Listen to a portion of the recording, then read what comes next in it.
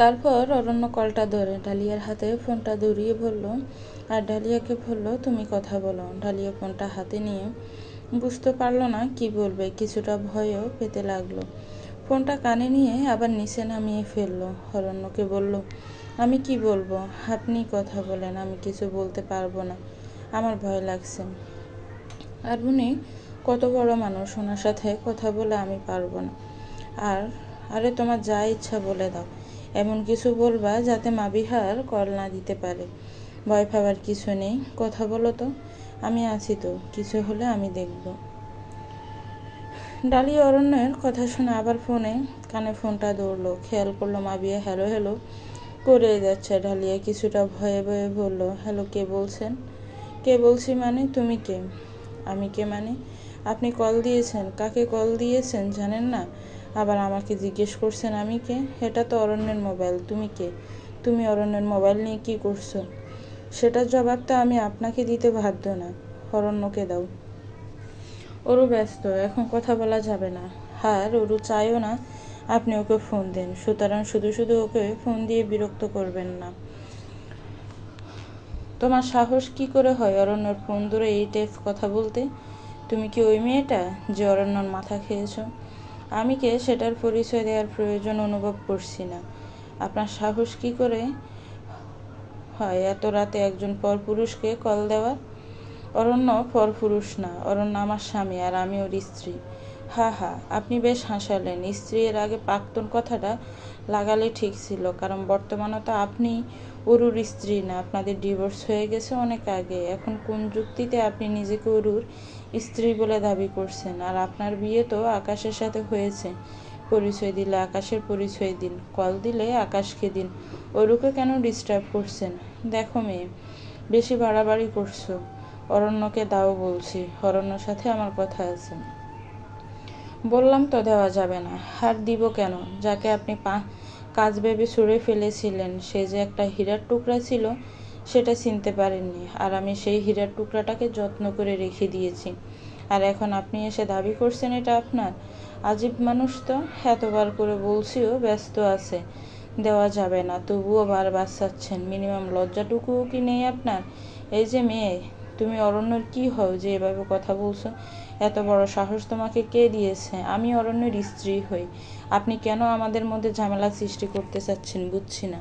আর এত বড় সাহস আমাকে আমার অরু দিয়েছে, বারবার কেন কল দিয়ে বিরক্ত করছেন?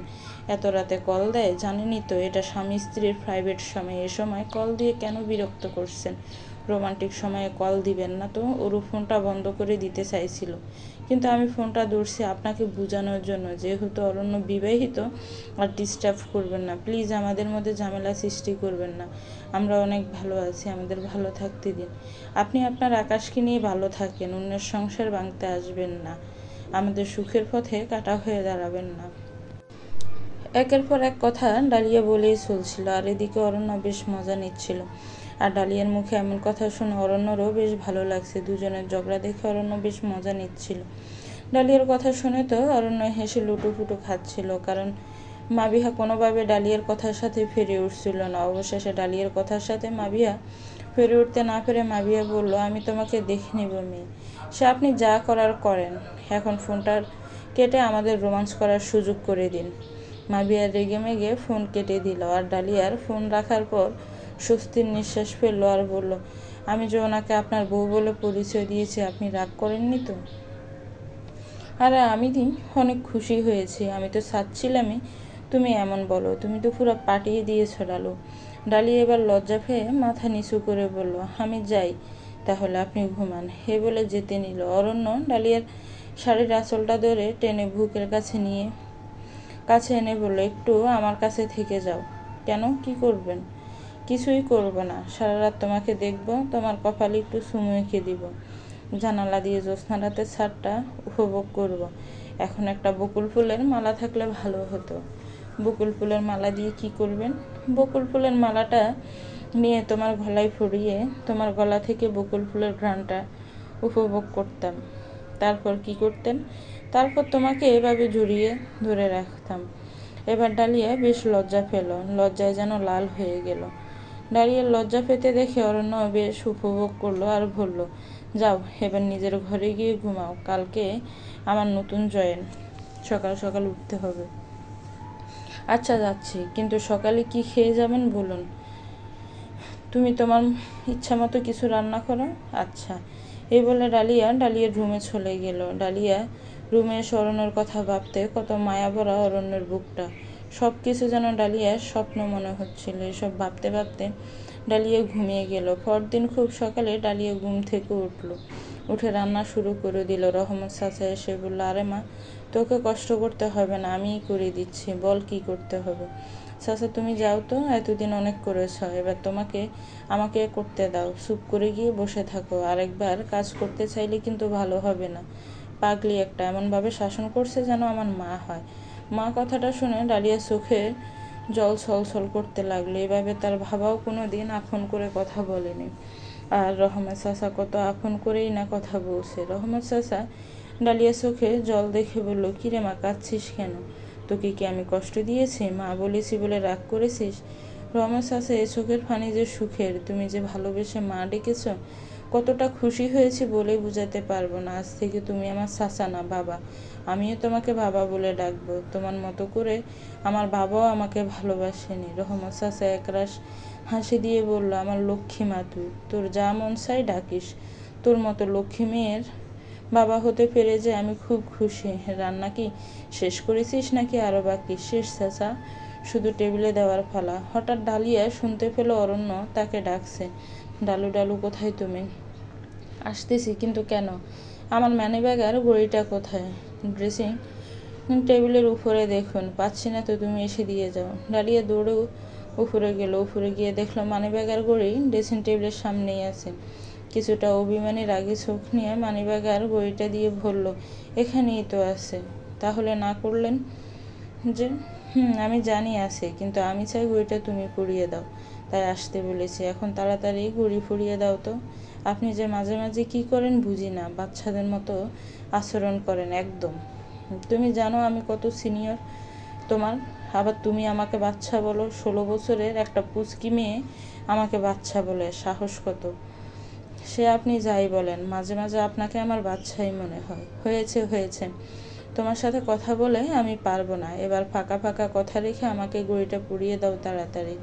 এত বকবক করতে পারে কি? আমি বকবক করি? আর কথাই বলবো না। অরণ্য ডালিয়াকে টেনে বুকের কাছে এনে বলল, তুমি কথা না বললে যে আমিই মরে যাব। ডালিয়া অরণ্যের মুখটা চেপে ধরে বলল, মরার কথা বললে কিন্তু আমি সত্যি কথা বলবো না। আপনি মরে যাবেন আমার আগে, এটা আমি ভাবতেও পারিনি। এ কথা আর বলবেন না। কথাটা বলে ডালিয়া একদম কেঁদে দিল। অরণ্য ডালিয়াকে শক্ত করে জড়িয়ে ধরে বলল, পাগলি মেয়ে, এভাবে কাঁদে না। মরতে তো হবেই সবাইকে। আচ্ছা সরি, আমি আর এ কথা বলবো না। ডালিয়া অরণ্যের দিকে এবার অভিমানী চোখ নিয়ে তাকিয়ে বলল, কান ধরেন তাহলে, কান ধরে সরি বলেন। সত্যিই কি কান ধরতে হবে? আজকে মাফ করে দেওয়া যায় না? কোনো মাফ নেই, কান ধরেন। অতঃপর অরণ্য কান ধরে মুচকি হাসি দিয়ে বলল, আমি আর এমন কথা বলবো না। আমি আমার ডালুকে আর কষ্ট দিব না। আমার ডালুকে সবসময় খুশি রাখার চেষ্টা করবে। এবার ডালু রানী আমার ঘড়িটা ফুরিয়ে দিন, যা হয় অফিস যেতে লেট হয়ে।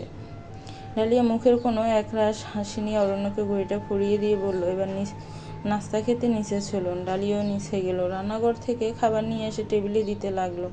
হুট করে রান্নাঘর থেকে আসার সময় ডালিয়া পা পিছলে পড়ে গেল। অরণ্য খেয়াল করলো ডালিয়া পড়ে গেছে। তাড়াতাড়ি ডালিয়ার কাছে গেল। ডালিয়াকে রাগী কণ্ঠে বলল, এত তাড়াহুড়োর কি আছে? কাজ করবা আস্তে ধীরে। এখন যদি কিছু হতো, উঠো আমার কাঁধে বর করে।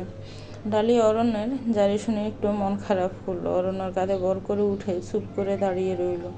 অরণ্য বুঝতে পেরেছে ডালিয়া অভিমান করেছে, তাই ডালিয়াকে বলল, হয়েছে, আর এভাবে মন খারাপ করে দাঁড়িয়ে থাকতে হবে না।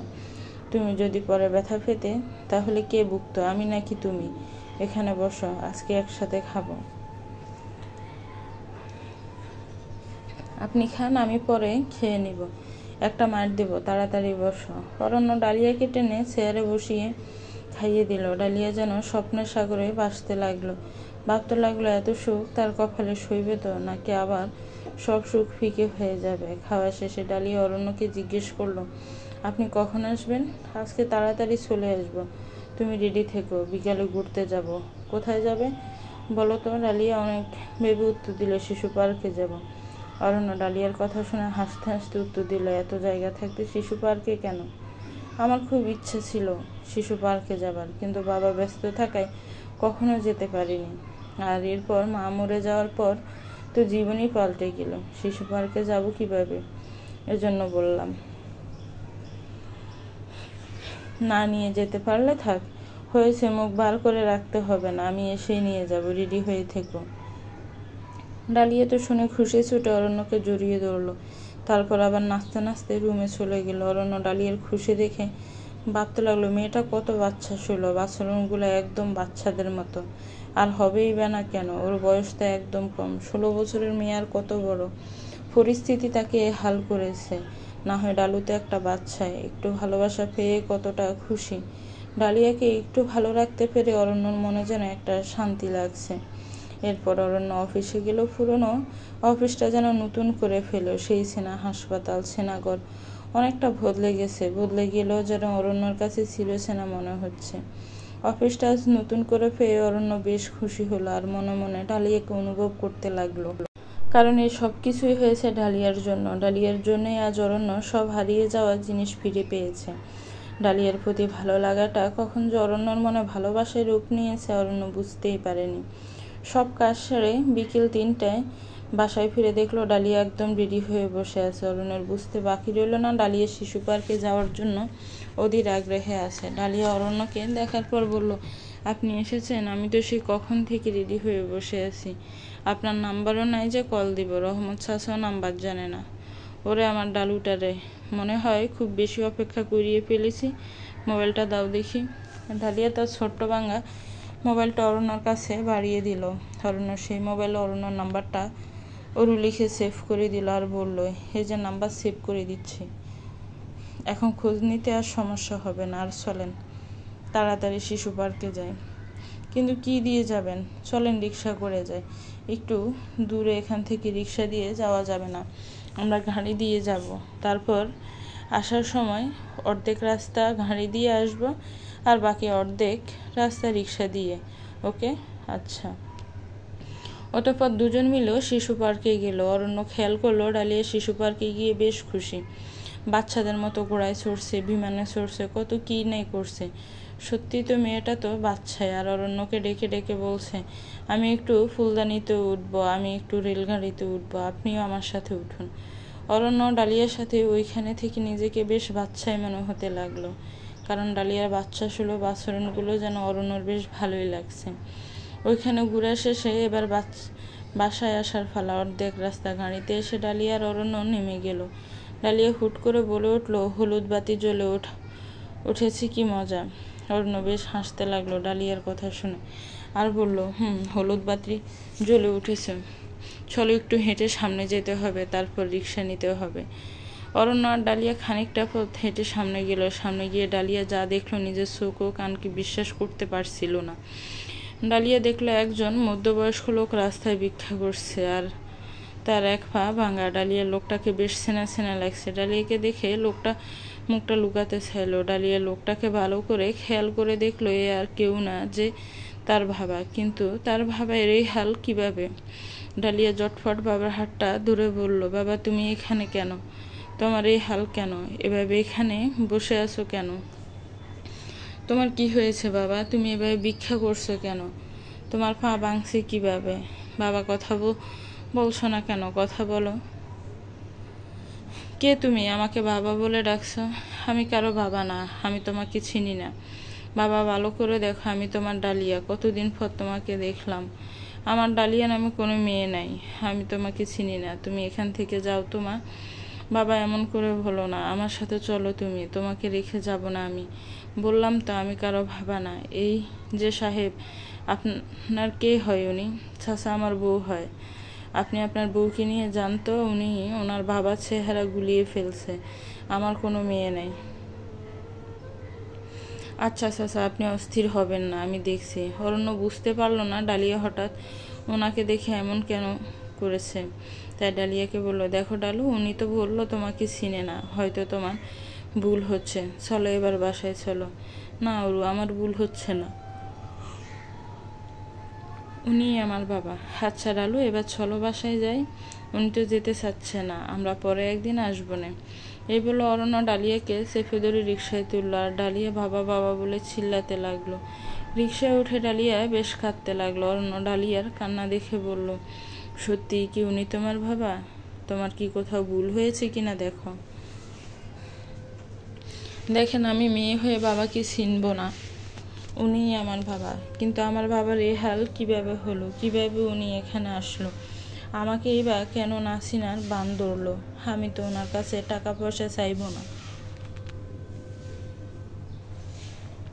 বুঝতেই পেরেছে, তবু কেন এমন করলো তা তো জানি না। তবে যে বাবা তোমার এত বড় ক্ষতি করেছে, এত কষ্ট দিয়েছে, সে বাবার জন্য তুমি চোখের পানি ফেলছো ডালিয়া? ওনার এই অবস্থা হয়েছে ভালোই হয়েছে।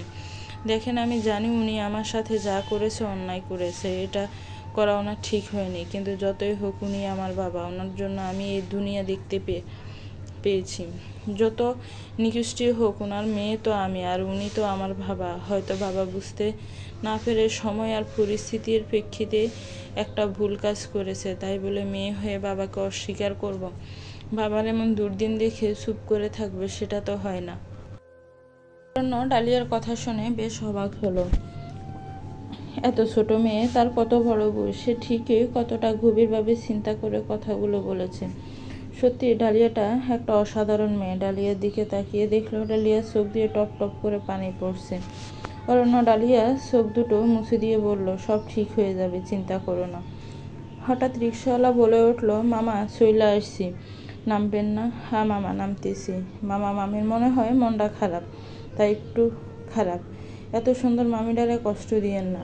আচ্ছা দিব না মামা, আপনাকে কত দিব? আপনার যা ইচ্ছে দেন। অরণ্য পকেট থেকে 500 টাকার একটা নোট বের করে দিল। রিক্সাওয়ালা 500 টাকা নিয়ে বলল, এত বড় নোটের তো ভাঙতি হবে না, ছোট নোট দিন মামা। আরে ভাঙতি লাগবে না, পুরাটাই তোমাকে দিয়ে দিছি, তুমি তোমার মামির জন্য দোয়া করো। রিক্সাওয়ালা খুশি হয়ে বলতে লাগলো, মামা আল্লাহ আপনাদের ভালো রাখুক, মামির কোলে ফুটফুটে একটা সন্তান দিক, আল্লাহ আপনাদের মনের ইচ্ছা পূরণ করুক।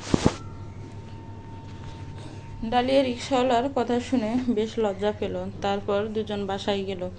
বাসায় গিয়েও যেন ডালিয়ার মন পড়ে রইল তার বাবার দিকে, অনেকটা চুপচাপ হয়ে রইল। অরণ্য বেশ বুঝতে পারলো ডালিয়া কষ্ট পাচ্ছে।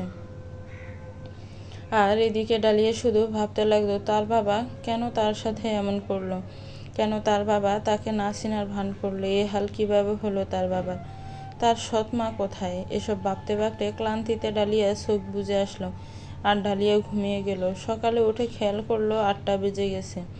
ডালিয়ার মাথায় যেন আকাশ ভেঙে পড়লো, এত সকাল হয়ে গেছে এখনো কিছু রান্না হয়নি। অরণ্য কি খেয়ে যাবে এ কথা ভেবে ডালিয়া তাড়াতাড়ি রান্নাঘরে গিয়ে যা দেখলো অবাক না হয়ে পারলো না। দেখলো অরণ্য রান্না করতেছে। ডালিয়া অরণ্যকে দেখে কিছুটা বিস্মিত হয়ে বলল, আপনি রান্না করতে কেন এসেছেন? আমাকে ডাক দিলেই তো পারতেন। তুমি এত সুন্দর করে ঘুমিয়েছো, তোমাকে ঘুমানো অবস্থায় দেখে বেশ নিষ্পাপ লাগছিল, কেন জানি মন চাচ্ছিল না তোমাকে ডাকতে, তাই ডাকিনি। আচ্ছা সরুন, এবার বাকিটা আমি করছি, আর কিছু করতে হবে না। তুমি চুপ করে গিয়ে বসো, আজকে আমিই রান্না করব, এখানে পাকামো করতে আসবা না একদম। রান্না করে একদম আমাকে উদ্ধার করে দিচ্ছে, মনে হচ্ছে উনি একাই রান্না বিষাদর। ডালিয়ার বাচ্চা সুলভ উত্তর শুনে অরণ্য মনে মনে হাসতে লাগলো। এর মধ্যে রান্নাও শেষ করলো। তারপর টেবিল গুছাতে যাবে, ঠিক এই মুহূর্তে ডালিয়া বলল, এবার টেবিলটা গুছাতে আমাকে দিন, আমি রান্না করতে পারছি, টেবিলও গুছাতে পারবো, তুমি চুপচাপ বসে দেখো শুধু। ডালিয়া আর কি করবে, বুঝতে পারলো অরণ্য বেশ ঘাট তেরামো শুরু করছে, তাই সে বসে বসে অরণ্যের কাণ্ড দেখতে থাকলো। হঠাৎ টুংটাং কলিং বেলের আওয়াজ পেল রান্নাঘর থেকে। অরণ্য বলে উঠল, ডালু দেখো তো কে এসেছে। হ্যাঁ আমি দেখতেছি। এই বলে ডালিয়া দরজা খুলে দেখলো একটা মেয়ে দাঁড়ানো। মেয়েটা বেশ সুন্দরী। ডালিয়া মেয়েটাকে জিজ্ঞেস করলো, আপনি কে? আমি কে সেটা তোমাকে কেন বলবো? অরণ্য কোথায়? ওরও তো রান্নাঘরে, কিন্তু আপনি কে? পরিচয় না দিয়ে ঢুকে পড়ছেন কেন? আমার বাড়িতে আমি ঢুকবো, তোমার কাছে কেন পরিচয় দিয়ে ঢুকতে হবে? এখান থেকে ওদিকে যাও, আমাকে ঢুকতে দাও। আগে তো বলবেন আপনি কে? অরণ্য রান্নাঘর থেকে বলতে লাগলো, কি হলো ডালু, কে এসেছে? এত কথা কিসের? জানি না, আপনি এসে দেখেন তো কে এসেছে। চিনি না, একটা মেয়ে এসেছে। দাঁড়াও, আমি আসতেছি, ওনাকে বসতে বলো। অরণ্য রান্নাঘর থেকে এসে চমকে গেল, কারণ অরণ্য খেয়াল করলো মাবিহা এসেছে। মাবিহাকে দেখে অরণ্য বেশ চটেও গেল। মাবিহাকে বলল, তুমি এখানে কি করতে এসেছো মাবিহা? অরণ্য, আমি তোমার কাছে এসেছি, তুমি আমাকে ফিরিয়ে দিও না। মাবিহা, প্লিজ তুমি চলে যাও এখন। তোমাকে মেনে নেওয়া আমার পক্ষে সম্ভব না, প্লিজ যাও। অরণ্য, আমার কথাটা শোনো। কোনো কথা শুনবো না, যাও তো এখান থেকে। ফাঁস থেকে ডালিয়া বলে উঠল, উনি কি বলতে চায় একবার শোনেন।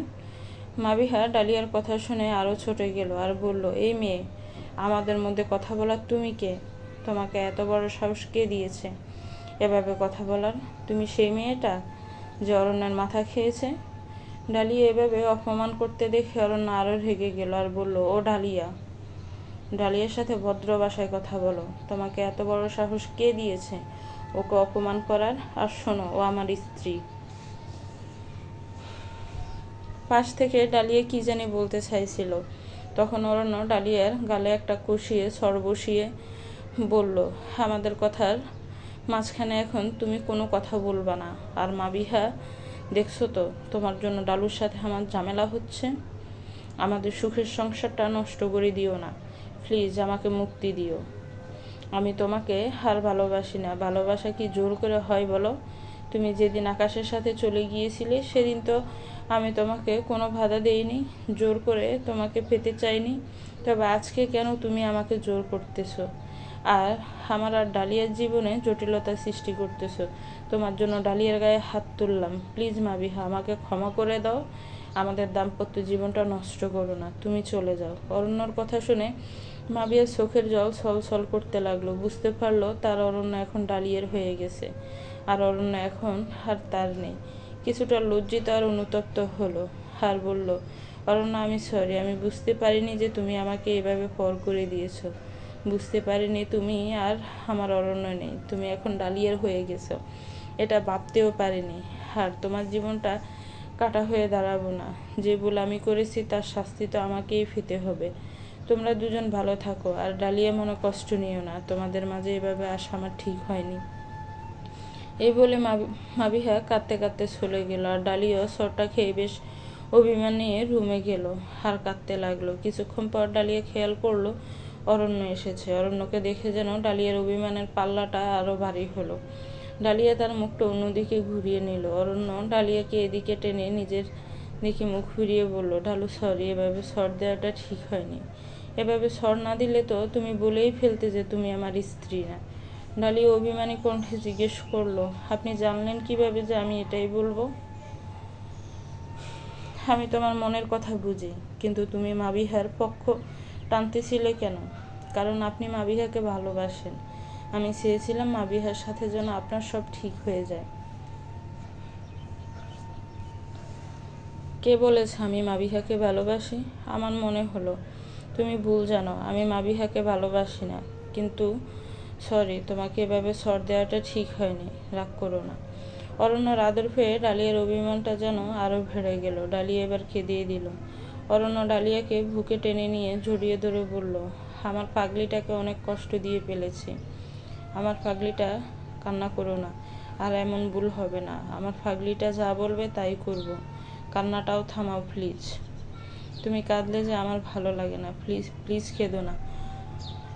এখন আর আদর করে কথা বলতে হবে না। সর দেওয়ার সময় হুঁশ ছিল না। অরণ্য এবার ডালিয়ার গালটা টেনে একটা চুমু দিল আর বলল, সরি। ডালিয়ার অভিমানটা বেশ কমে গেল অরণ্যর ঠোঁটের কোমল স্পর্শ পেয়ে। অরণ্য ডালিয়ার লজ্জামাখা মুখটা দেখে বলল, আর লজ্জা পেতে হবে না, চলো এবার খেতে চলো। অফিস যেতে আজকেও লেট হবে। যেভাবে বলছো লেট মনে হয় আমি করতেছি। এখন সব দোষ আমার গাড়ে ছাপানো হচ্ছে, তাই না?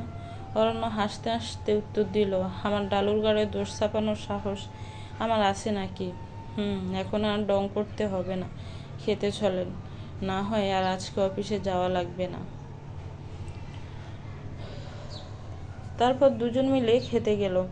খাওয়া শেষে অরণ্য হাসপাতাল গেল আর ডালিয়া ঘরের কাজ করতে লাগলো। ডালিয়া কাজ করতে করতে খেয়াল করলো সন্ধ্যা হয়ে গেছে, কিন্তু অরণ্য আসার কথা ছিল 5টায়, এখনো আসেনি। 7টা বেজে গেছে, এখনো কেন আসছে না ডালিয়া বুঝতে পারছিল না। ডালিয়া অরণ্যকে কল দিল, দেখলো অরণ্যর নাম্বারটা বন্ধ। ডালিয়া বেশ চিন্তায় পড়ে গেল, অরণ্যর ফোন বন্ধ কেন বুঝতে পারছিল না। ডালিয়ার রুমে গিয়ে অপেক্ষা করতে লাগলো কখন অরণ্য আসবে। দেখতে দেখতে 9টা বেজে গেল। ডালিয়ার চিন্তা যেন আরও বেড়ে গেল। ডালিয়া বুঝতে পারছিল না কি করবে। হঠাৎ রহমত চাচা এসে বলল, ডালিয়া মা, তোর সাথে কে জানি দেখা করতে এসেছে। ডালিয়া জিজ্ঞেস করলো, কে এসেছে চাচা? তা তো জানি না, তুই গিয়ে দেখ মা। অরণ্য, কেন আসছে না চাচা? তা জানি না, তুই নিচে গিয়ে দেখ তো লোকটা কে চিনিস কিনা। ডালিয়া নিচে গিয়ে দেখলো ডালিয়ার বাবা বসে আছে আর পাশে অরণ্য। ডালিয়া তার বাবাকে দেখে জড়িয়ে ধরে বলল, বাবা, তুমি এখানে কিভাবে আসলে? আর কালকে আমার সাথে কেন এমন করলে? তোমার এ হাল কিভাবে হলো? ডালিয়ার বাবা হু হু করে কেঁদে আর বলল, সব পাপের শাস্তি রে মা। তোর সাথে যে অন্যায় করেছি আমি তারই শাস্তি পেয়েছি। তোকে না চিনার ভান এই জন্য ধরেছি যে সুদিনে তোকে ছুঁড়ে ফেলে দিয়েছিলাম, আর এই দুর্দিনে তোকে বুকে জড়িয়ে নিলে যে তুই আমাকে লুবি ভাবতি মা।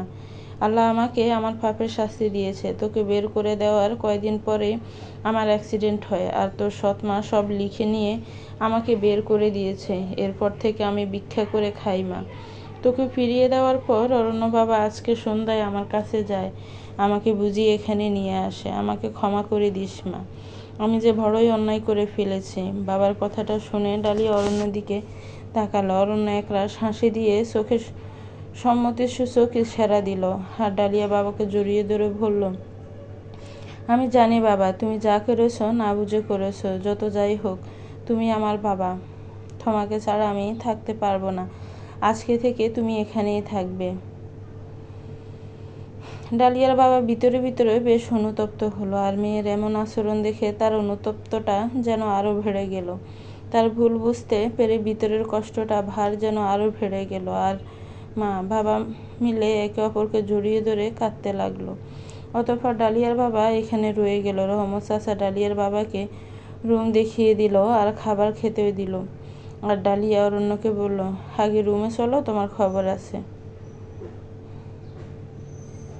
অরণ্য হাসতে হাসতে রুমে গেল আর ডালিয়াকে জড়িয়ে ধরে বলল, তা মহারানী বলেন, কি করবেন আমাকে? ডালিয়া অরণ্যের হাতটা ছুটাইয়া বলল, আপনার ফোন বন্ধ ছিল কেন? আপনি জানেন না আমার আপনাকে নিয়ে চিন্তা হয়? আর কখন এমন করবেন? ইচ্ছে করে বন্ধ করেছি। ইচ্ছে করে বন্ধ করেছেন মানে? যাতে তোমাকে সারপ্রাইজ দিতে পারি। আমার আর কোনো সারপ্রাইজ লাগবে না, আর এমন করবেন না। আচ্ছা বাবা, আর করব না। এবার রাগ দেখানো অফ করে খাবার রেডি করো, অনেক ক্ষুধা লাগছে। সারাদিন তো খালি রাগ দেখাও। আমি রাগ দেখাই তাই না? আর আপনি যে কুকামগুলো করেন সেটার বেলায় কিছু না। থাক, আর বিস্ফোরণ ঘটাতে হবে না, আমারই দোষ। এবার খুশি? খেতে দাও তাড়াতাড়ি। আচ্ছা, আপনি ফ্রেশ হয়ে নিচে আসুন, আমি খাবার রেডি করছি। এভাবে অরণ্য আর ডালিয়ার সম্পর্কটা আস্তে আস্তে ভালোবাসায় রূপ নিল। মাবিহ আর এর মধ্যে ঝামেলা করেনি, কারণ মাবিহ তার কাজের জন্য লজ্জিত। আর এদিকে অরণ্য আর ডালিয়ার সম্পর্কটা বেশ জমে গেল। অরণ্য চিন্তা করলো ডালিয়াকে বিয়ে করবে, কিন্তু হঠাৎ একদিন রহমত চাচা এসে ডালিয়ার অরণ্যকে বলল, কে জানি এসেছে ডালিয়ার খোঁজ করতে। অরণ্য বাবা আর ডালিয়া মা নিচে গিয়ে দেখো, এসো তো।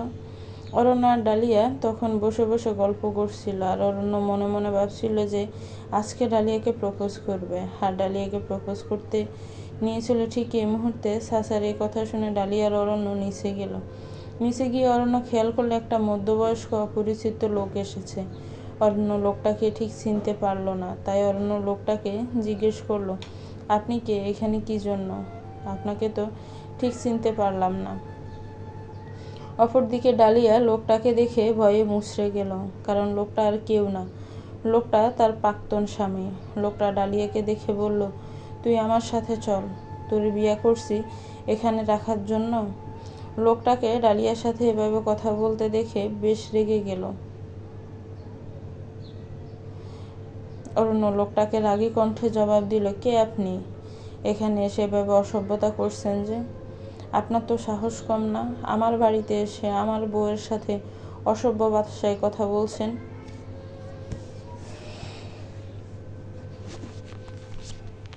লোকটা এবার বিদঘুটে হাসি দিয়ে জবাব দিল, আপনার বউ কি করে হয়? ওকে তো আমি 2 বছর আগে বিয়ে করেছিলাম। এ আমার বউ, আপনি কি জিজ্ঞেস করেন? আমাদের ডিভোর্সও হয়নি। আমার বউয়ের সাথে আমি যেভাবে ইচ্ছা কথা বলবো, তাতে তোর কি? আমি আমার বউকে নিয়ে যেতে এসেছি, তোর বাপের কি তাতে? অন্য লোকটার কথা শুনে বুঝতে পারলো এ আর কেউ না, এ ডালিয়ার প্রাক্তন স্বামী। এবার অরণ্য আরও রেগে গেল। অরণ্যর রক্ত যেন মাথায় ছড়ে গেল। অরণ্য কিছু বলার আগে লোকটা ডালিয়ার হাত ধরে বলল, চল আমার সাথে চল, তোরা আর কষ্ট দিব না, তুই আমার সাথে থাকবি। ডালিয়া হাতটা ছুটানোর চেষ্টা করলো, কিন্তু শক্তির সাথে পেরে উঠছিল না। তাই চিল্লিয়ে চিল্লিয়ে বলতে লাগলো, আমাকে ছাড়েন, আমি আপনার সাথে কোথাও যাব না, আমার হাত ছাড়েন। অরণ্য লোকটার কাণ্ড দেখে রেগে মেগে বলল, ডালিয়ার হাত ছাড়ুন বলছি, তা না হলে ভালো হবে না বলছি। লোকটা আবারও বিদঘুটে হাসি দিয়ে বলল, আমার বউকে আমি ধরেছি, তাতে তোর কি? আমি ছাড়বো না। ডালিয়াকে আমার সাথে করে নিয়ে যাব। বেশি তেড়িবেড়ি করলে অন্যর বউ অপহরণ করার মামলা ঢুকে দিব কিন্তু। হাত ছাড়ুন ডালিয়ার, না হয় ভালো হবে না। ছাড়ুন না হাত, ডালিয়া আমার বউ, তুই কি করবি কর। এই বলে ডালিয়ার হাত টেনে নিয়ে যেতে চাইল। অরণ্য বেশ রেগে ডালিয়াকে ওই লোকটার হাত থেকে ছুটিয়ে লোকটাকে কষিয়ে ছড় মারল আর বলল, জানোয়ার, বেহায়া, নির্লজ্জ, কাপুরুষ, লজ্জা লাগে না ডালিয়াকে বউয়ের পরিচয় দিতে? বাপের বয়সী হয়ে একটা মেয়ের বয়সী মেয়েকে বিয়ে করেছিস, আমারে মামলার ভয় দেখাস? 14 বছর বয়সী মেয়েকে বিয়ে করে বাল্য বিবাহ করেছিস। বিয়ের রাতে নিজের স্ত্রীকে অন্য পুরুষ দিয়ে দর্শন করাইছিস। নিজের বউরে নিজে দর্শন করছিস। কুত্তার বাচ্চা, তুই তো একটা দর্শক। তারপর নিজের বউরে পতিতা পল্লীতে বিক্রি করে দিছিস। তুই তো একটা পাচারকারী। তুই আমার নামে কি মামলা করবি? আমি তোর নামে এখনই বাল্য বিবাহ করার, পাচার করার আর দর্শনের মামলা করুম। দেখি তুই কিভাবে বাঁচিস। এসব বলে লোকটাকে অরণ্য আরও কয়েকটা কিল ঘুষি দিল। তারপর পুলিশকে ফোন দিল। পুলিশ তৎক্ষণাৎ এসে বলল, জি অরণ্য সাহেব বলেন। এই যে এই লোকটাকে ধরে নিয়ে যান, আপনাকে তো ফোনে সব জানিয়েছি এই লোকটার কাহিনী, একে কঠোর শাস্তি দেওয়ার ব্যবস্থা করুন। ধন্যবাদ অরণ্য সাহেব, আমরা একে নিয়ে যাচ্ছি। আপনি সময় করে একবার থানায় এসে ফাইল করে যাবেন, আর আমরা লোকটার নামে চার্জশিট রেডি করে রাখব। আপনাকেও ধন্যবাদ। তারপর পুলিশগুলো লোকটাকে দূরে নিয়ে গেল। ডালিয়া শুধু নীরব দর্শকের মতো সবটা দেখলো। ডালিয়ার চোখের জল যেন ছলছল করে ফুটতে লাগলো। অরণ্য ডালিয়াকে কাছে টেনে বলল, ভয় পেও না, আমি থাকতে তোমার কিছু হবে না। ডালিয়া চুপ করে সব শুনল। অরণ্যর প্রতি আরো মুগ্ধ হয়ে গেল। যতই অরণ্যকে দেখছে ততই যেন ডালিয়ার ভালোবাসাটা দ্বিগুণ হতে লাগলো। কিন্তু এ ঘটনার প্রভাবটা মনে হয় অরণ্যর মনে দাগ কেটেছিল। সেদিনের পর থেকে অরণ্য ডালিয়ার সাথে খুব বেশি কথা বলতো না। ডালিয়া বুঝতে পারছিল না অফিসের ব্যস্ততার জন্য এমন করছে, নাকি ডালিয়ার উপর অরণ্যর ক্ষোভ জন্মেছে এজন্য, নাকি অরণ্যর ডালিয়াকে মানতে কষ্ট হচ্ছে।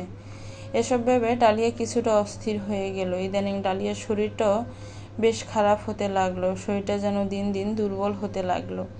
একটা ডাক্তার দেখানো দরকার, কিন্তু অরণ্যকে বললে যদি রেগে যায়। তার সিদ্ধান্ত নিলে ডালিয়া তার বাবাকে নিয়ে ডাক্তারের কাছে যাবে। ডালিয়া তার বাবার কাছে গিয়ে বলল, বাবা, আমার সাথে একটু বাইরে যেতে পারবা? কেন মা, কোথায় যাবি? ডাক্তারের কাছে যাব। কেন রে মা, কি হয়েছে তোর? আরে ওইরকম কিছু না, চলো যাই। মারে, আমার তো এক পা ভাঙা, আমাকে সাথে করে নিয়ে গেলে আরো ঝামেলা হবে। আমাকে সামলাবি নাকি ডাক্তার দেখাবি? এর থেকে ভালো তুই তোর রহমত চাচাকে নিয়ে যা। আচ্ছা বাবা। ডালিয়া তার বাবার রুম থেকে বের হয়ে রহমত চাচাকে ডাকতে লাগলো। রহমত চাচা, কিরে মা, কি হয়েছে? আমার সাথে একটু চলো তো। কোথায় যাব আগে সেটা তো বল। ডাক্তারের কাছে যাব একটু। কেন রে মা, তোর কি হয়েছে? আরে তেমন কিছু না, একটু শরীর খারাপ, ডাক্তার দেখাই ওষুধ খেলেই ঠিক হয়ে যাবে, চলো তো।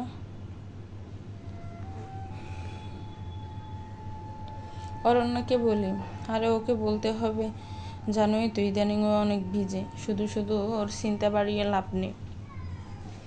আরে আরে আমার মাটা দেখি বেশ সংসারী হয়ে গেছে। কিছুটা লজ্জা পেয়ে বলল, হয়েছে, এবার চলো তো। আরে আমাকে পাঞ্জাবিটা তো পাল্টাতে দিবি তো, আমি পাঞ্জাবি পাল্টাইয়ে আসি আগে। আচ্ছা তাড়াতাড়ি আসো। রহমত চাচা কিছুক্ষণের মধ্যে নতুন পাঞ্জাবি পরে এসে ডালিয়াকে বলল, এবার চল মা।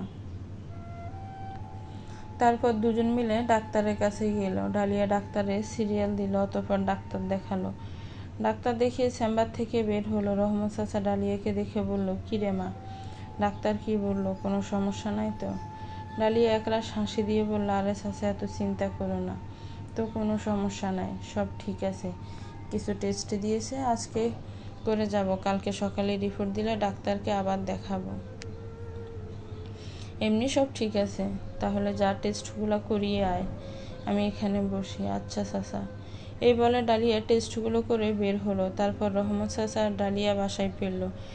ডালিয়ার ফিরেই অরণ্যের জন্য রান্না করলো। অরণ্য আসার পর ডালিয়া অরণ্যকে খেতে দিল। অরণ্য তেমন কোনো কথা ডালিয়ার সাথে বলল না। ডালিয়া ভিতরে ভিতরে বেশ কষ্ট পেতে লাগলো। সত্যিই কি অরণ্য ব্যস্ততার জন্য এমন করছে, নাকি অন্য কিছু? এসব ভেবে ভেবে ডালিয়া না খেয়েই ঘুমিয়ে গেল। সকালে উঠে দেখলো অরণ্য ডালিয়াকে না বলে হাসপাতালে চলে গেছে। ডালিয়া বিষয়টা ভেবে বেশ কষ্ট পেল। তারপর রহমত চাচাকে ডাকতে লাগলো, রহমত চাচা তাড়াতাড়ি বের হও, ডাক্তারের কাছে যাব রিপোর্টটা দেখাতে। ডালিয়া মা, তুই আজকে একটু একা যা, আমার আজকে কাজ আছে, ড্রাইভারকে নিয়ে গাড়ি করে চলে যা। আচ্ছা চাচা। ডালিয়া রিপোর্ট নিয়ে ডাক্তার দেখিয়ে বাসায় ফিরতে ফিরতে সন্ধ্যা হয়ে গেল। ডালিয়া বাসায় এসে দেখলো বাসার মেইন দরজাটা খোলা, ঘরে কোনো আলো নেই। ডালিয়া এমন দেখে বেশ চমকে গেল, কারণ এমন তো কখনো হয়নি। ডালিয়া ঘরে ঢুকে লাইট জ্বালিয়ে দেখলো চারপাশে কেউ নেই। ডালিয়া রহমত চাচা বাবা বলে ডাকতে লাগলো, কেউ কোনো সাড়া দিল না। ডালিয়া তাদের রুমে গিয়ে দেখলো কেউ নেই। ডালিয়া বেশ ভয় পেয়ে গেল, ভাবতে লাগলো কারো কিছু হয়নি তো। ভয়ে ভয়ে ডালিয়া চারপাশ তাকালো, খেয়াল করলো চারপাশে কেউ নেই। ডালিয়ার ভয়টা যেন আরো বেড়ে গেল। হঠাৎ ডালিয়ার চোখ গেল অরণ্য রুমে। ডালিয়া খেয়াল করলো অরণ্য রুমে লাইট জ্বালানো। ডালিয়া দৌড়ে অরণ্যের রুমে গিয়ে দেখলো অরণ্য চেয়ারে বসে বসে হাসছে। ডালিয়া বুঝতে পারলো না অরণ্য এভাবে হাসছে কেন। ডালিয়া বেশ চমকে গেল অরণ্যের হাসি দেখে। ভয়ে ভয়ে ডালিয়া জিজ্ঞেস করলো, আপনি এভাবে হাসছেন কেন? হারামজাদি, হাসবো না তো কাঁদবো?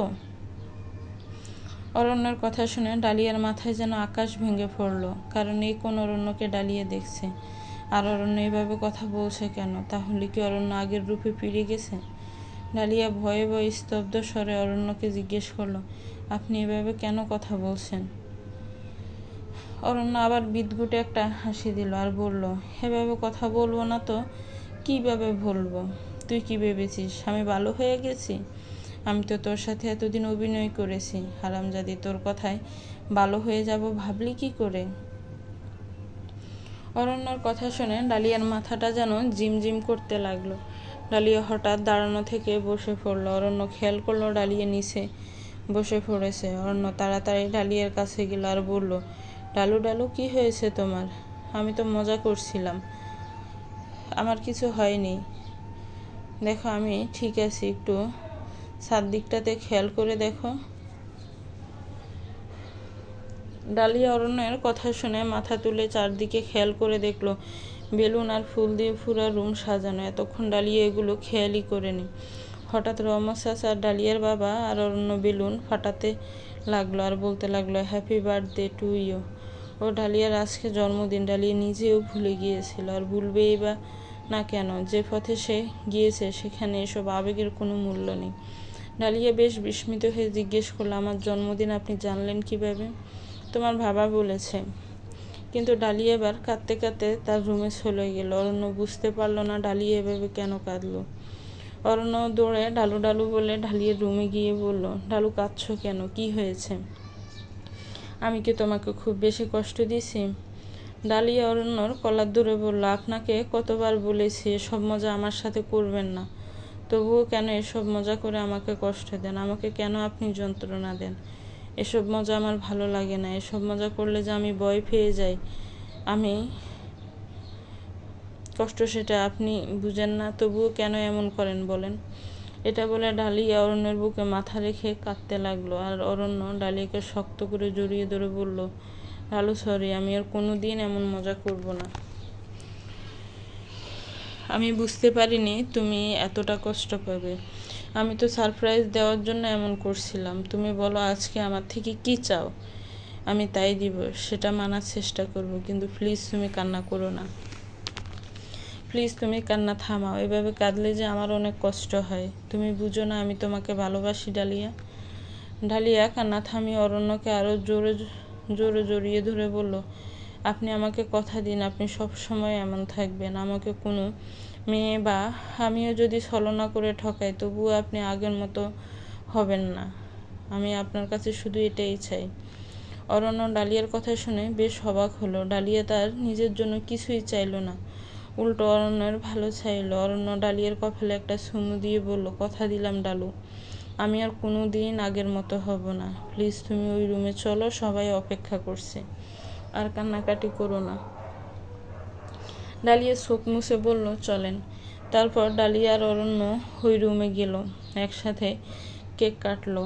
অরণ্য ডালিয়ার হাতে রিং পরিয়ে দিল আর ঠিক করলো 7 দিন পরেই বিয়ে করবে। ডালিয়ার বাবা আর রহমত চাচাও বেশ খুশি হলো। সবাই সিদ্ধান্ত নিল ঘরোয়াভাবেই বিয়ে হবে। আর ডালিয়াকে অরণ্য একটা কাগজ দিল আর বলল, এটা হলো ওই লোকটার সাথে তোমার ডিভোর্সের কাগজ, সাইন করে দাও, তাহলে আর কোনো সমস্যা থাকবে না আমাদের মাঝে, তাহলে কেউ আর বাধা দিতে পারবে না।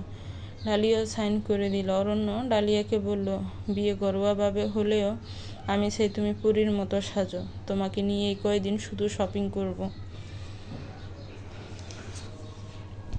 ডালিয়াও বেশ খুশি হলো। রাতে নিজের রুমে এসে ডালিয়া আংটিটা দেখতে লাগলো। পরদিন দুজন মিলে শপিংয়ে গেল। ডালিয়া আর অরণ্য শাড়ির দোকানে গেল। ডালিয়া অরণ্যকে একটা নীল শাড়ি দেখিয়ে বলল, লালু তুমি এই নীল শাড়িটা নাও, তোমাকে বেশ মানাবে। ডালিয়া মুচকি হেসে জবাব দিল, আমি জানি আপনার নীল পছন্দ, তাই বলে বিয়ের দিন নীল পরব? আমি বিয়ের দিন লাল শাড়ি পরব, লাল টুকটুকে বউ সাজবো। আমি একটা লাল শাড়ি কিনবো। আচ্ছা, আমার ডালু যা ইচ্ছে হয় তাই কিনে দিব। ডালিয়া একটা টকটকে লাল শাড়ি কিনলো, রকমারি গহনা কিনলো। অরণ্য ও শেরওয়ানি কিনলো। আস্তে আস্তে সময়ও পার হলো। স্বপ্নের মতো যেন সুখের সময়টা পার হতে লাগলো। আর কালকে ডালিয়া আর অরণ্যের বিয়ের কথা মনে হয়ে অরণ্য বেশ আনন্দ পেতে লাগলো। ডালিয়াকে আপন করে পাবে এটা ভেবেই যেন অরণ্যের মনটা খুশি হয়ে যেতে লাগলো। এসব ভাবতে ভাবতে অরণ্য ঘুমিয়ে গেল। পরদিন সকালে রহমত চাচার ডাকে অরণ্যের ঘুম ভাঙলো। রহমত চাচা হাঁপাতে হাঁপাতে বলতে লাগলো, অরণ্য, ডালিয়া ডালিয়া। কি হয়েছে চাচা, তুমি এমন করছো কেন? ডালিয়ার কি হয়েছে? ডালিয়াকে কোথাও পাচ্ছি না, সারা বাড়ি তন্ন তন্ন খুঁজেছি, ডালিয়া কোথাও নেই। এত সকালে কোথায় গেছে? কি বলছো চাচা? হ্যাঁ বাবা, সত্যি বলছি, তুমি এসে দেখে যাও। অরণ্য সারা বাড়ি খুঁজে ডালিয়াকে ফেলো না। ডালিয়ার রুমে দেখলো ডালিয়া নেই, সাথে ডালিয়াকে কিনে দেওয়া শাড়ি আর গয়নাগুলোও নেই। হঠাৎ অরণ্য চোখ গেল ডালিয়ার টেবিলের উপর। দেখলো একটা কাগজ গ্লাসের নিচে ছাপা দেওয়া। কাগজটা খুলে দেখলো ডালিয়ার অগোছালো হাতের লেখা। আর সেখানে ডালিয়া লিখলো, আমাকে মাফ করে দিন, আমি আপনাকে বিয়ে করতে পারবো না। শাড়ি আর গয়নাগুলো নিয়ে গেলাম, আর আপনার সাথে যা করেছি সবটা আমার ছলনা, আপনি আমাকে মাফ করে দিন। চিঠিটা পড়ে অন্যান্যের মাথায় যেন আকাশ ভেঙে পড়লো। ডালিয়া এমন একটা কাজ করলো বিশ্বাসই করতে পারছে না। দিন গড়িয়ে রাত হলো, ডালিয়া আর আসলো না। অরণ্য মনে মনে ভাবলো, ডালিয়া তাকে ঠকালেও সে ডালিয়াকে ঠকাবে না। ডালিয়ার কথা সে রাখবে। সে আর আগের জীবনে যাবে না, সব কিছু ঠিক মতো করবে। তবে এটা আবারও প্রমাণ হলো মেয়ে মানুষ ছলনাময় বিষাক্ত জাল। আস্তে আস্তে দিন পার হতে লাগলো। অরণ্য অরণ্যর গতিতে চলতে লাগলো। কেটে গেল 3টা মাস। হঠাৎ একদিন অরণ্য খেয়াল করলো মাবিহা এসেছে। মাবিহাকে দেখে অরণ্য বেশ চমকে গেল। আর মাবিয়া দেখার পর অরণ্যেরও একটু ক্ষুদ্র মায়া জন্মালো। মাবিয়াকে অরণ্য জিজ্ঞেস করলো, মাবিয়া তুমি হঠাৎ? ভয় পেও না, আমি তোমার সাথে জোর করে থাকতে আসিনি, আমি তোমাকে একটা কথা বলতে এসেছি। মাবিহার শান্ত স্বরের জবাব শুনে অরণ্যের একটা মায়া কাজ করলো মাবিয়ার প্রতি। অরণ্য মাবিয়াকে জিজ্ঞেস করলো, কি কথা বলো। মাবিয়া অরণ্যর দিকে একটা হাত বাড়িয়ে দিয়ে অরণ্যের হাতটা দূরে কাঁদতে কাঁদতে বলল, আমাকে কি ক্ষমা করা যায় না? একটা শেষ সুযোগ কি দেওয়া যায় না? আমি যে অনুতপ্তের আগুনে ফুটতে ফুটতে ছাই হয়ে গেছি, আমাকে মাফ করে দাও। আমাকে তোমার করে নাও। আমার চোখের দিকে তাকিয়ে দেখো, আমার চোখে কোনো ছলনা নেই। আমায় মাফ করে দাও অরণ্য।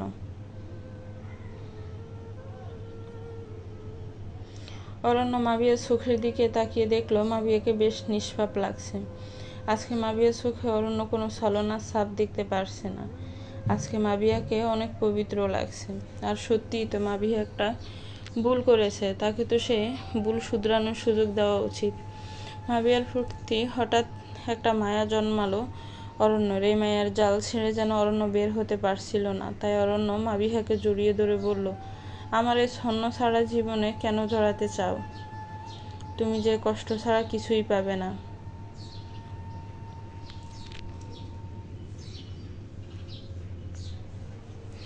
মাবিহা কান্না জড়িত কণ্ঠে বলল, তুমি আমাকে যত পারো কষ্ট দাও, তবুও আমাকে ফিরিয়ে দিও না। ফাঁস থেকে রমেশ চাচা বলে উঠল, অরণ্য বাবা, মাবিহা মা যেহেতু ভুল বুঝতে পেরেছে, তাকে ক্ষমা করে দাও। তাকে আর কষ্ট দিও না।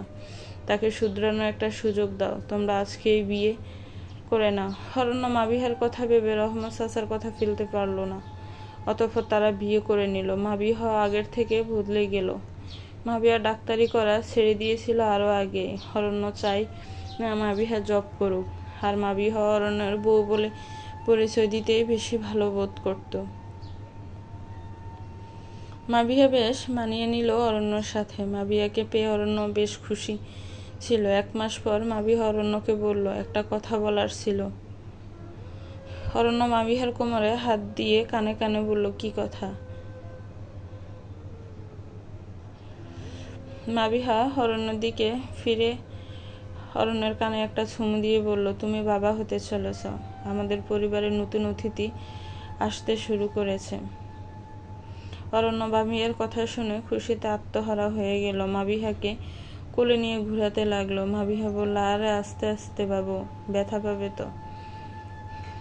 অরণ্য জিহ্বায় কামড় দিয়ে বলল, সরি, আজকে থেকে তোমার বাড়ির সব কাজ করা বন্ধ।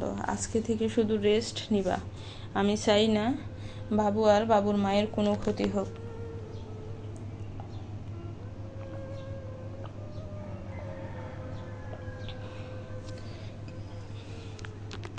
মাবিহার সম্মতিসূচক মাথা নাড়ল। অরণ্য আর মাবিহার জীবন বেশ ভালোই কাটতে লাগলো। তারা বেশ ভালোই সময় কাটাতে লাগলো। অরণ্য মাবিহার একটা বিষয়ে প্রথমে আপত্তি করলো। অরণ্য পরে আর এই বিষয় নিয়ে আপত্তি করেনি। কারণ মাবিহা প্রতি মাসে 15,000 টাকা আলাদা করে কি করতো সেটা অরণ্যকে বলতো না।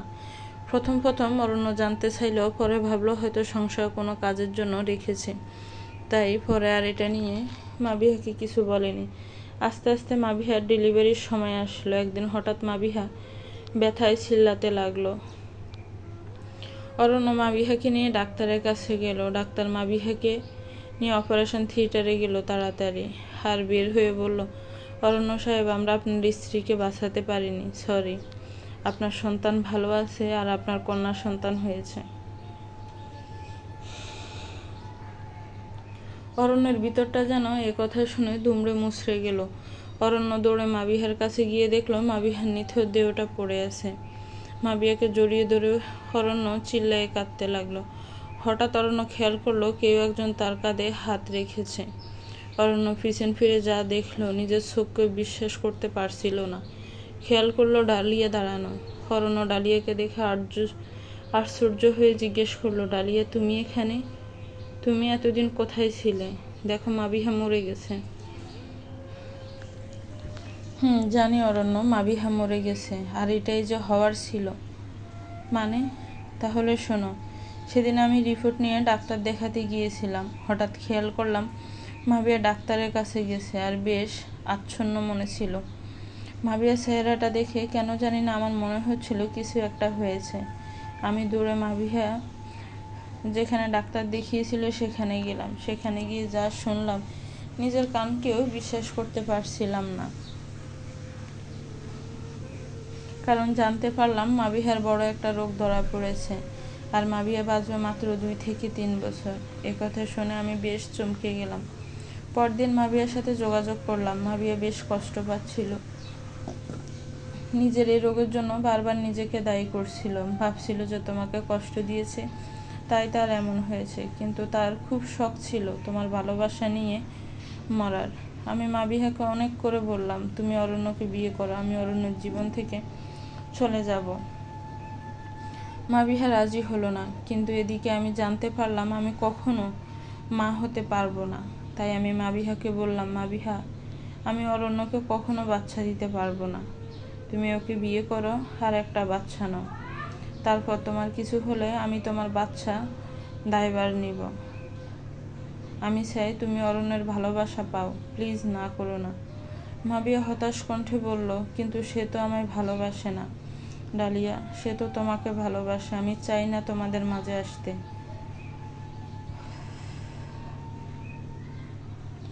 আমাদের মাঝে তুমি আসোনি, বরং তোমাদের মাঝেই আমি এসে পড়েছি। অরণ্য তোমাকে ভালোবেসেই বিয়ে করবে, শুধু আমার কথাটা শুনে যাও। সেদিন আমার জোরাজুরিতে মাবিহা রাজি না হয়ে পারল না। সে রাজি হলো।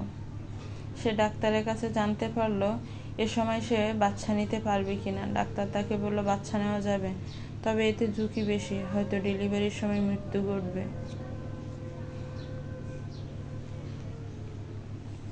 মাবিহা এটাই স্থির করলো, সে তোমাকে বিয়ে করে বাচ্চা নেবে, কিন্তু আমি তোমার জীবনে থাকলে মাবিহা কখনো তোমাকে পেত না।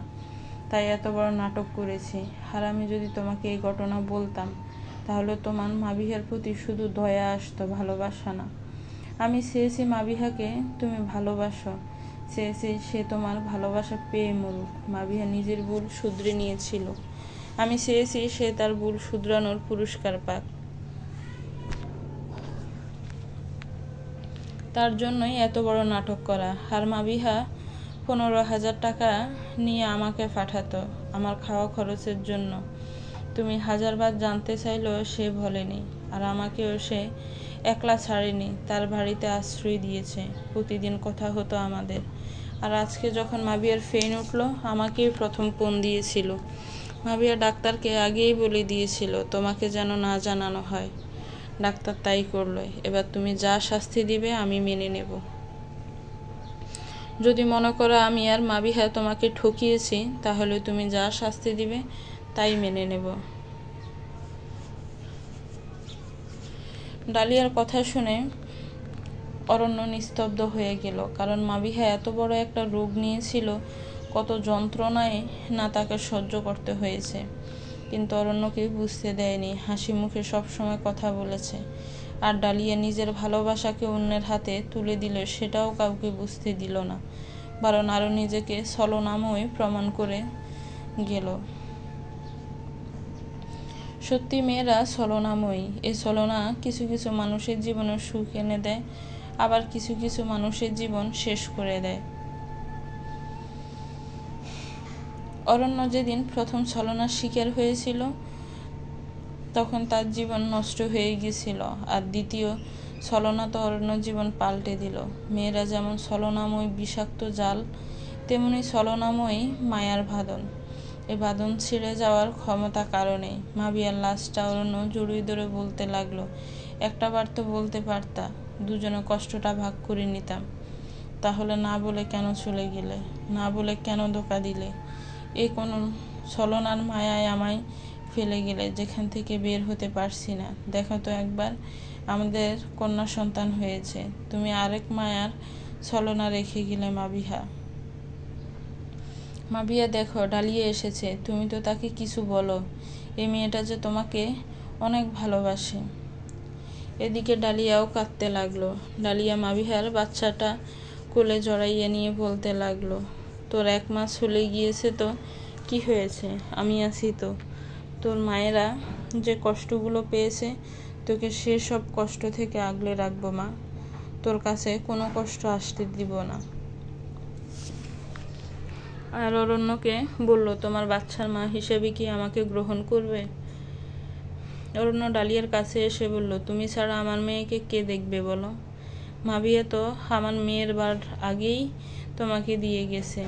এত বড় ছলনাই করেছো যে এই ছলনার মায়া থেকে বের হতে পারবো না।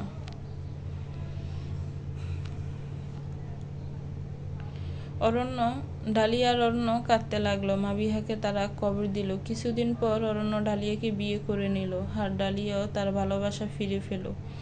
অরণ্য আর ডালিয়া সুখে সংসার করতে লাগলো। সেদিনের ঘটনার পর ঢালু আর অরুর জীবন পাল্টে গেল। ডালিয়া এখন সুবিধাবঞ্চিত নারীদের নিয়ে একটা সংগঠন খুলেছে। সেখানে সুবিধাবঞ্চিত বিভিন্ন নারীদের কাজের ব্যবস্থা করে দিয়েছে। আর পতিতাপল্লীর সেসব মেয়েদের জোর করে জিম্মি করে রাখা হয়েছিল, তাদেরকেও উদ্ধার করে কাজের ব্যবস্থা করে দিয়েছে। ডালিয়ার বেশ সময় পার হয়ে যায় বাচ্চা, সংসার আর এসব সামাজিক কাজ করে। আর ডালিয়া আর অরণ্যের মেয়ের নাম রেখেছে মালিয়া। মাবিহা নামের প্রথম অক্ষর মা, আর ডালিয়া নামের শেষ অক্ষর লি। সমন্বয়ে মাবিহার এ নামটা ডালিয়াকে বলেছিল যদি তাদের মেয়ে হয় এ নাম যেন রাখা হয়। অরণ্য ডালিয়ার মোড় পাল্টে গিয়ে তারা সুখে সংসার করতে লাগলো। পতিতাপল্লীর নাম শুনলে আমরা সভ্য সমাজের লোকরা তাদের প্রতি একটা ঘৃণার চাদর মুড়ে দিয়ে কথা বলি, কিন্তু তাদের এই পথে আসার আগের গল্পটা আমরা কখনো শুনি না, কখনো এটা জানতে চাই না তারা কেন এখানে এসেছে। তাদের এখানে আসার আগে যে হাজারটা কারণ, হাজারটা গল্প আর কাহিনী থাকে, তা আমরা না জেনে তাদের নিকৃষ্ট বলতে আমাদের সভ্য সমাজের মুখে আটকায় না। একটু সহানুভূতি আর ভালোবাসা পেলে যে তারাও কারো কারো জীবনের মোড় বদলাতে পারে, তা আমরা বুঝি না। গল্পের ডালিয়ার মতো হাজারটা নায়িকা সমাজে থাকলে অরণ্যর মতো নায়কের বেশ অভাব। গল্পটা কেমন লেগেছে একটি গঠনমূলক কমেন্টস করে জানাবেন। গল্পটা ভালো লাগলে একটি লাইক করবেন, গল্পটাকে শেয়ার করবেন, আর আমার চ্যানেলটাকে প্লিজ সাবস্ক্রাইব করবেন। যারা অলরেডি সাবস্ক্রাইব করে রেখেছেন তাদেরকে অনেক অনেক ধন্যবাদ। আসসালামু আলাইকুম।